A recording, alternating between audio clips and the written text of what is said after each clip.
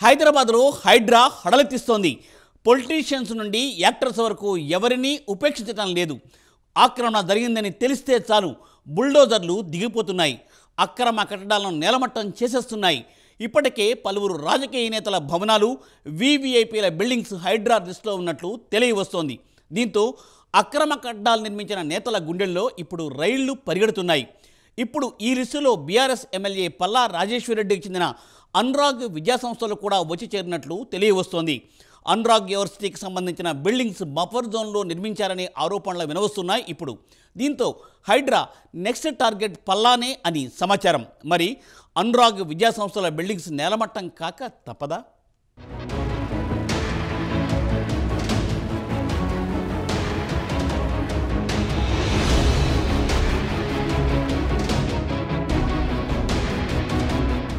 హైడ్రా దూకుడు రాష్ట్ర వ్యాప్తంగా సంచలనం రేపుతోంది. రాజకీయ ఒత్తిళ్లకు ఏమాత్రం తలగ్గకుండా చర్యలు చేపడుతుండటంతో హైడ్రా పనితీరుపై సర్వత్రా హర్షం వ్యక్తమవుతోంది.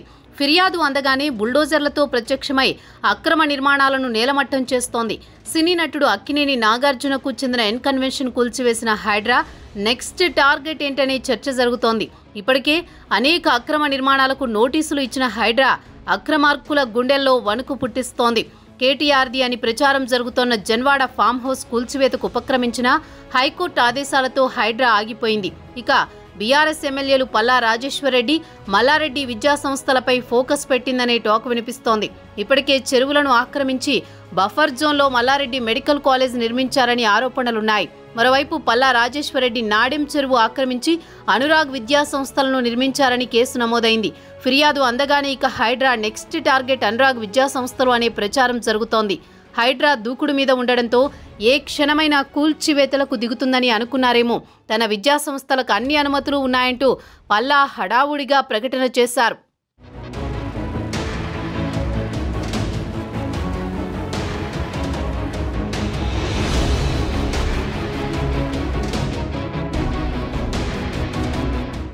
జనగామ ఎమ్మెల్యే పల్లా రాజేశ్వరరెడ్డికి చెందిన విద్యాసంస్థలపై పోచారం ఐటీసీ పోలీస్ స్టేషన్లో కేసు నమోదైంది.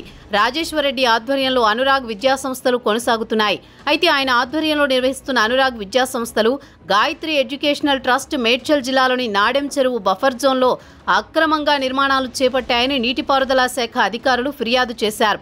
మేడ్చల్ జిల్లా ఘట్కేసర్ మండలం వెంకటాపూర్ పంచాయతీలోని కొర్రెముల రెవెన్యూ పరిధిలోని 813 సర్వే నెంబర్లో ఈ విద్యాసంస్థలు వివిధ నిర్మాణాలు చేపట్టాయి. అయితే ఆ చెరువుకు 30 మీటర్ల బఫర్ జోన్ వదిలిపెట్టి నిర్మాణాలు చేపట్టాల్సి ఉంది. కానీ యాజమాన్యం ఈ నిబంధనలను పక్కన పెట్టి నిర్మాణాలు చేపట్టింది.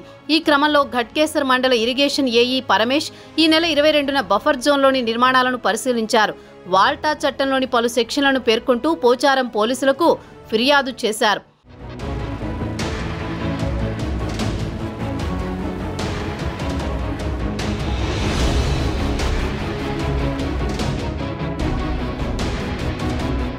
మరోవైపు హైడ్రా తమ ఆస్తుల విషయంలో పరిధికి మించి జోక్యం చేసుకుంటోందని, కూల్చివేతలను చేపట్టకూడదని పేర్కొంటూ రాష్ట్రంలోని పలు విద్యాసంస్థలు హైకోర్టును ఆశ్రయించారు.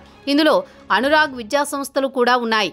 భారత రాష్ట్ర సమితి ఎమ్మెల్యే పల్లా రాజేశ్వరరెడ్డికి చెందిన Anurag university, Gayatri educational and cultural trust, Neelima institute of medical sciences వంటి సంస్థలు హౌస్ మోషన్ పిటిషన్ దాఖలు చేశాయి.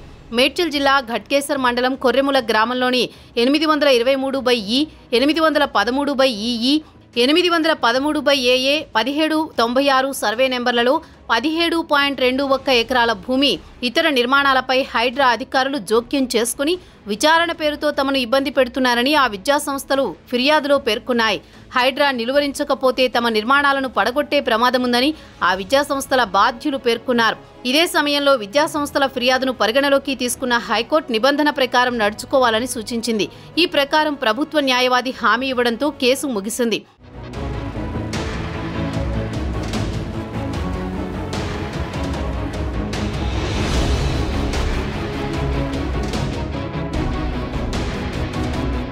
మరోవైపు అనురాగ్ విద్యాసంస్థలపై వస్తున్న ఆరోపణలపై ఆ విద్యాసంస్థల చైర్మన్ పల్లా రాజేశ్వరరెడ్డి స్పందించారు. ప్రభుత్వం తమపై కక్షపూరితంగా వ్యవహరిస్తోందని ఆరోపించారు. తమ గ్రూప్ ఆధ్వర్యంలో నిర్వహిస్తున్న విద్యాసంస్థల్లో ప్రభుత్వం ఈ సంవత్సరం వివిధ కోర్సుల్లో 480 సీట్లలో కోత విధించిందన్నారు. తమ కళాశాలకు అనుమతి ఇవ్వకుండా ఇబ్బంది పెడుతుందని వాపోయారు.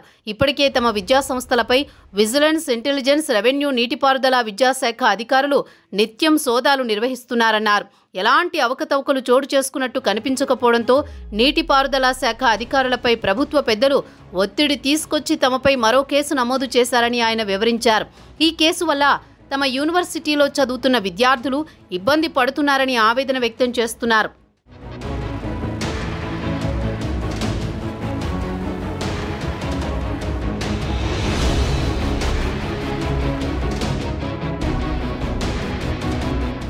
మొత్తానికి హైదరాబాద్లో హైడ్రా దడ పుట్టిస్తోంది. నగరంలోని అక్రమ నిర్మాణాలపై ఉక్కుపాదం మోపుతోంది. అక్రమ నిర్మాణాల కూల్చివేతతో నగరంలో టాపిక్ ఆఫ్ ది న్యూస్గా హైడ్రా మారింది. 15 రోజులుగా బుల్డోజర్లతో దండయాత్ర చేస్తోంది. ఒక్కో రోజు ఒక్కో ప్లేసులో హైడ్రా కూల్చివేతలు కొనసాగుతున్నాయి. మరోవైపు హైడ్రా దూకుడుకు రాజకీయ రంగు కూడా పులుముకుంది. బీఆర్ఎస్ నేతల కట్టడాలను టార్గెట్గా చేసుకుని హైడ్రా కూల్చివేతలు కొనసాగుతున్నాయని ఆ పార్టీ నేతలు గగ్గోలు పెడుతున్నారు. కాంగ్రెస్ నేతలు చెరువులను ఆక్రమించి నిర్మాణాలు చేపట్టినా వాటి జోలికి హైడ్రా వెళ్లడం లేదన్న విమర్శలు కూడా వినిపిస్తున్నాయి. అయితే కాంగ్రెస్ నేతలు సైతం ధీటుగా సమాధానమిస్తున్నారు. అక్రమ నిర్మాణాలని తెలితే తమ భవనాలపైన చర్యలు తీసుకోవచ్చని క్లారిటీ ఇచ్చేస్తున్నారు. మొత్తానికి చెరువు భూముల్ని కబ్జా చేసి చేపట్టిన కట్టడాలను కూల్చివేస్తూ అక్రమార్కుల వెన్నులో హైడ్రా వణుకు పుట్టిస్తోంది.